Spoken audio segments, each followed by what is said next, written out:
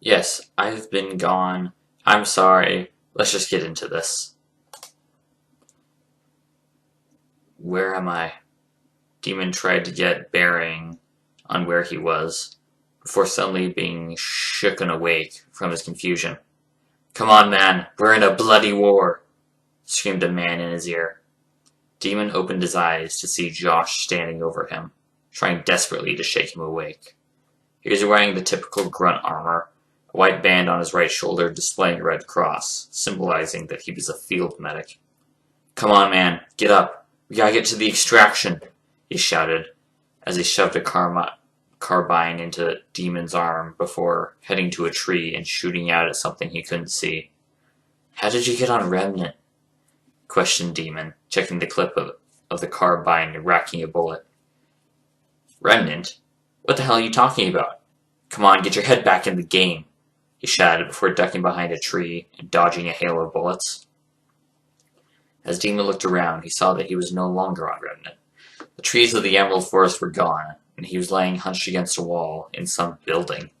Josh was pressed against the side of a doorway. He looked down and saw he was wearing a militia grunt uniform. What the hell? He tried to move his body, but he couldn't.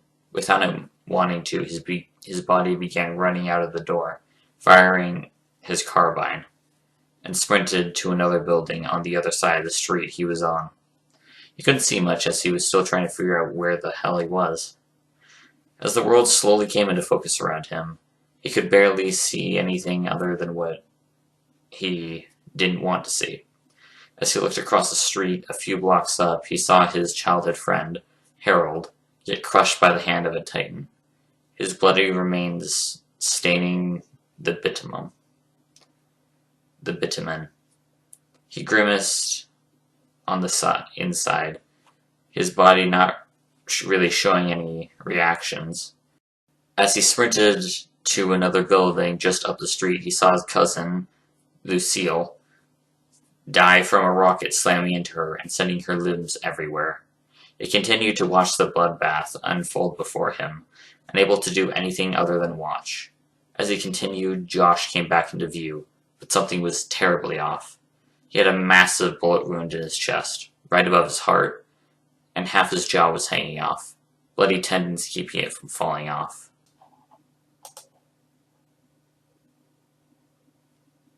What's wrong, Demon? Asked Josh, tilting his head slightly in question, causing his tongue to loll out of his jaw. Josh, he tried to spit out, finally regaining control of his body. Half dead? Yeah, I know. But then again, you don't usually do that to your victims, do you? What are you talking about? Asked Demon, taking a step back from the hideous abomination. Don't act like you don't know. You murdered all those people, and you don't even remember their faces. You're just a heartless monster. After the last few words, Josh spat and sent a glob of blood and spit into Demon's eyes.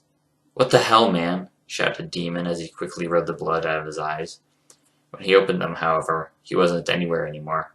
He was floating in what looked like a bottomless void, a faint white light surrounding him.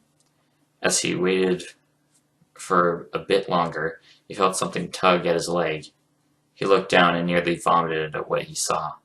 Grabbing onto his leg was the top half of an IMC grunt, the bottom half being non-existent. In a hasty attempt to try and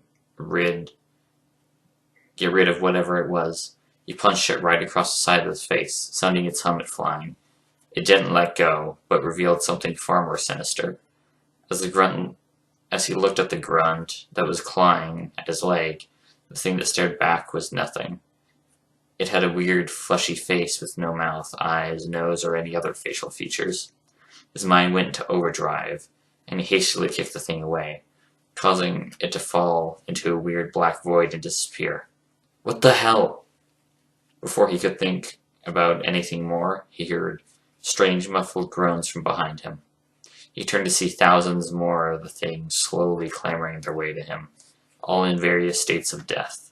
Some had no legs, no arms, or both, crawling towards him with their chins. He turned and started to run, but it did nothing to move him away from the horrors. As he uselessly tried to run, a feminine voice filled his head, coming from nowhere and everywhere at once. You did this to them. They were just innocents, and you slaughtered them. They tried to kill me. They would have killed others. He tried to protest, seeing the horrors gaining ground. No, they just watched as he mercilessly cut them down. They had families to go back to, but now they're never going to see them again. I didn't have a choice, he argued, knowing it was a losing battle. You always have a choice, demon. You knew you could stop, but you didn't. You fed on their anger, their sadness, their fear. You're just a monster. A murderer. The voice faded, leaving Demon to his own thoughts, which were interrupted by the horrors catching him. They tore through his clothes and began ripping his skin to shreds, tearing his toes and fingers off. He tried to scream, or at least make some noise, but his vocal cords were severed as one slashed his throat. They swarmed all over him, and he felt nothing but pain. End flashback. Demon slowly came back into consciousness, the smell of a hospital surrounding him. He tried to lift his arm, but he could barely even move his fingers. He wiggled his toes and was glad he could feel all 10. His head felt like someone had decided to send a railway spike through it, with a sledgehammer. He waited for a while, and his arms slowly regained feeling. He twiddled his fingers and reached up to feel his face. There was only one problem. He didn't have a mask. His mind immediately lost all semblance of grogginess or a headache and regained control of all his muscles. He opened his eyes and looked around at where he was, ensuring that he made as little noise as possible. He saw that he was sitting on a patient's table in a hospital room, various monitoring machines sitting to his left, the beeping of the heart monitor filling the room. As he continued to look, he saw that his armor, helmet, and weapons were sitting on a table to his right. The weapons were just in arm's reach. As he continued looking around the room, he saw someone sitting on one of the chairs near the front of the room, just in front of the door, reading a magazine. She had long black hair and a strange gray mask covering her face, covering it completely. A large odachi in its sheath was laying against the chair next to her, and she was wearing what looked like to be battle armor resembling that worn by local tribes on this planet. Another thing he noticed was that her armor was colored black and red, just the same as his. He silently reached over and picked up his combat knife, cutting a makeshift bandana from the sheeting and then tying it over his eyes, ensuring that no one would see them. He activated his pulse from the implants in his eyes, and the room around him was highlighted in a dull gray, the woman's skeleton highlighted in a dull red. He reached over and grabbed his pistol, aiming it straight at the intruder, and pulled back the trigger. At the noise, the person looked up from the magazine, tilted her head a bit, then closed it, and put it on the seat next to her. She stood up, picked up her odachi, and began walking to him. "Don't take another step," he warned, training the reticule on her head. "That won't be much use. I took the bullets out," she said, continuing to walk towards him. Since he didn't have his helmet, he couldn't see his ammo counter, so he tested it by pulling the trigger. As the hammer came down, it was accompanied by a click and a loud groan from Demon. "If you're going to kill me, please make it quick, and don't bring my team into this," he said, conceding that this woman could probably kill him in his weak state. "I'm not here for you," she said, matter-of-factly, as she finally got to his side. "Then why are you here?" he questioned, not really sure what to do.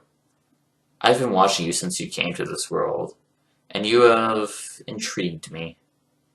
"How so?" "You don't have an aura yet, but you managed to take on creatures that should have killed you easily." "Aura? What the hell is that?" "Exactly.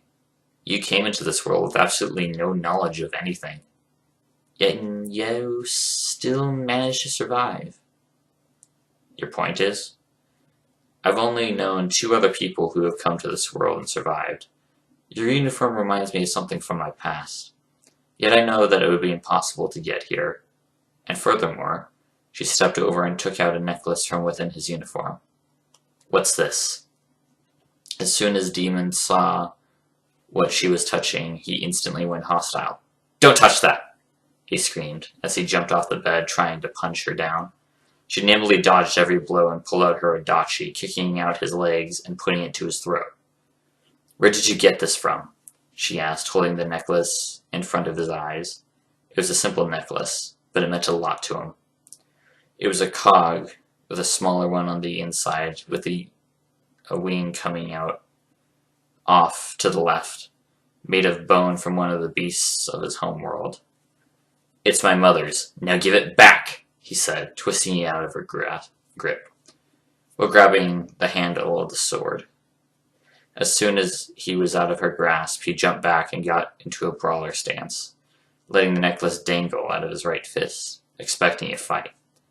Instead, she was just standing there, loosely holding onto her weapon, staring at the necklace. She slowly raised her sword up and pointed it directly at Demon. Are you lying? She said softly, as if scared to ask. Why would I lie to you? There'd be no point. You would obviously know. You knew I was from another world after all. She stood for a moment before putting her adachi back in its sheath. Your mother... What happened to her? She asked with a calm voice. Why should I tell you? He retorted, holding tighter to the necklace. If you answer, I will leave, she said, her voice much calmer than before. I will indulge you in that one luxury. It does not need to be a secret. When I was younger, I was living with my mother and uncle after my father left before I was born. One day on my birthday, in fact, I was off-world with my cousins when the city I lived in was bombed. The entire colony was wiped off the face of the planet, and the only indication that anything had happened was a crater in the ground. I was 6 when it happened. Demon didn't really care what he told her. He couldn't hide from his past anymore. After my 16th birthday, I joined the military and tried to figure out anything that had happened on my planet. But no one knew anything. Nothing was recovered from my village. And the name of your world? What is it? She asked, her voice seeming as though it was pleading. Guerra Prime. The strange lady froze solid at the name, not moving an inch. As he listened carefully, he heard her breathing heavily and could hear crying. After a couple of awkward seconds, life seemed to come back into her, and her breathing came back to normal. She strode over to the door and opened it, moving to step out. Wait, called Demon. She turned to him, not talking. At least tell me your name. She stared at him for a moment before replying. You'll find out eventually. Until then, I hope you find your mother. As she turned around and left, he had time to glimpse the symbol on her belt, and his world came crashing down. It was the same symbol from his necklace. Mom?